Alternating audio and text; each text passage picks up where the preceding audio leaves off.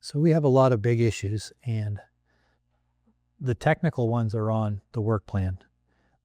The biggest issue I see is we have to, as select people, balance a lot of things. And the things that we have to, the town's biggest asset, our biggest resource, are the employees and the volunteers in town hall. It's the people, it's not the buildings or the equipment or anything else. So we have to respect what they do, and we have to also be very cognizant that the taxpayers demand a high level of service. And then the third thing we have to balance is the tax rate so that we don't overburden people. Because I know there's a lot of people who are pushed to the limits to stay here. So everybody says, well, the tax bill only goes up a couple $100 a year. That could be a lot of money for people on fixed incomes and situations like that. See, so we're trying to balance all three of those things. And that is the biggest priority that we have to do on a regular basis. Like, we're preparing the budget right now for town meeting, and our objective is to shave it down and keep it at a 2.5%. And we had a meeting on Friday afternoon, and we're trying to find every dollar we can to cut it, to not diminish services or salaries or anything like that, but to still provide the level of service, but not overtax the taxpayers.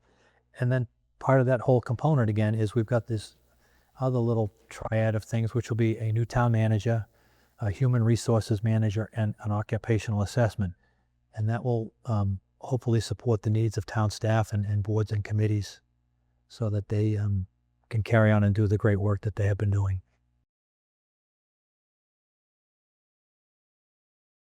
Taking care of your personnel and the volunteers, the good people who do the volunteer work. I mean, I could go into other things and say, okay, our water infrastructure, Page School, a River Road crisis, could flood at any time. We have to address that. We've got a lot of things such as that, but the number one resource we have to have as a town are great people working in unison together, because without those, none of these projects ever go forward. So you've got to take care of your employees. Page School, number one. Let's get it to a point where we can get a new school, or we can get it, under control with the finances and stuff like that, with the whole school system, whatever. But I'm big on working on getting these kids a brand new school where they can go, and such great teachers and faculty and staff there that work really hard, and they deserve a modern building to match the middle school and the high school that this school system has. I think that's just makes sense, right? Every good community in the state and most towns and most states have really good school structures, brand new school, up-to-date schools, stuff like that. And I think that's very important. Number two would be the responsible development of this town. We can't grow too big. We got to grow. It's inevitable. Towns grow, especially when more people are moving out in the city and moving out into the more rural areas. I think that's very important to maintain that. I think it's maintained to keep an eye on it, make sure it doesn't go too fast. Another issue I like to look at would be pedestrian safety in this town. We have a main road that runs all the schools, all the major buildings, a lot of infrastructure in this town are on Main Street. There's a huge gap in the sidewalks.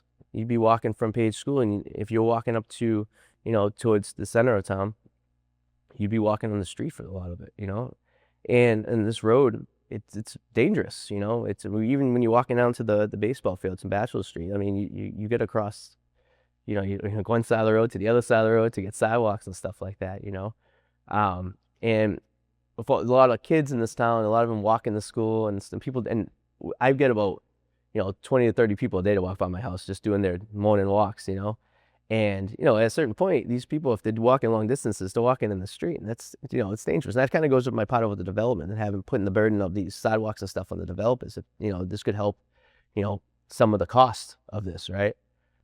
Pedestrian crossings. I know we got one across from West Newbury Pizza. You hit the button, cross the street right there. Only one in town. We should have a few more of those, especially down near the schools, right? I think that's very important to get the kids across the street and get to where they need to be. The Rocks Village Bridge, huge problem. I understand they have a warning. It can only be so high. But when that bridge is down, you have a lot of issues with people trying to get to 495 to commute to work or just to travel around and everything. And, maybe a better warning system. And this is something that we could work for the town of, Haverhill with, is on their side as well, because, kind of sharing that bridge. that maybe you have something that prevents a vehicle from going before it hits the bridge, right? Maybe gives you a big warning sign, like on Stero Drive, they have these big giant things they hit there, and when you hit it before you hit a bridge, right? I think, yeah, that's a big issue. Also, the water issue is a huge issue, how we get around that and how we figure out how we can, survive as a community with the water issues we're having and make it better and, easier for everyone else to live. Those are big ones on the radar.